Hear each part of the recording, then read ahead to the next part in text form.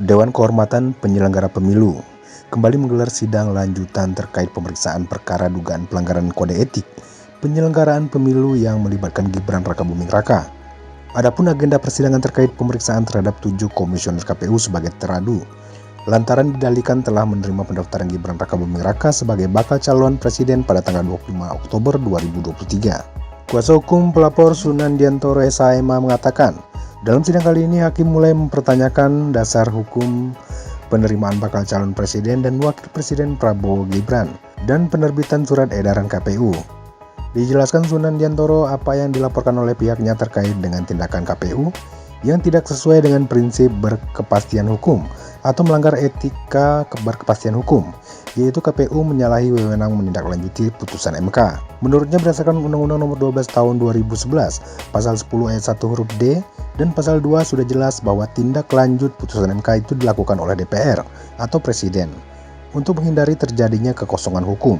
Anehnya, kata Sunandiantoro, KPU secara serta-merta menyalahgunakan wewenangnya dengan membuat surat edaran kepada pimpinan parpol untuk mempedomani putusan MK.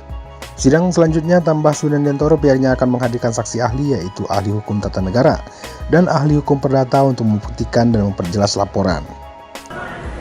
Menindaklanjuti putusan MK. Padahal ini kalau kita misalkan meruntut ya, oke, catatannya di sini.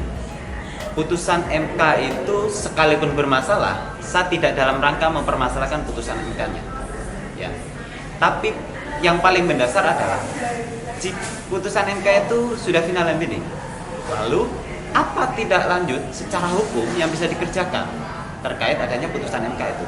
Lah, berdasarkan Undang-Undang Nomor 12 Tahun 2011, ya, Pasal 10 Ayat 1 huruf D dan Ayat 2 serta penjelasannya itu berkaitan dengan pembentukan peraturan perundang-undangan. Itu sudah jelas disebutkan di situ bahwa tindak lanjut putusan MK itu dilakukan oleh DPR atau Presiden.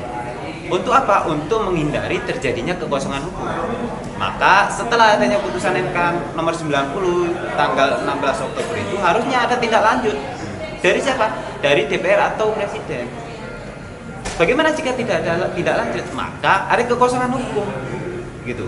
Lah, yang lebih aneh adalah KPU secara serta-merta menyalahgunakan wewenangnya pada tanggal 17 Oktober membuat surat edaran kepada pimpinan parpol untuk memperdomani putusan MK. Nah, ini dasar hukumnya apa? Dasar hukum KPU melakukan ini apa? Artinya KPU tidak menggunakan prinsip berkepastian hukum dalam hal ini. Targetnya apa? Targetnya tentu komisioner sudah tidak tepat. Komisioner sudah menyalahi peraturan undang-undangan yang berlaku. Jadi ya, komisioner seluruhnya harus diberhentikan, harus diganti. Itu konkret juga. Salah satu cara untuk menyelamatkan proses pemilihan presiden dan wakil presiden tahun 2024 adalah mengganti komisioner KPU.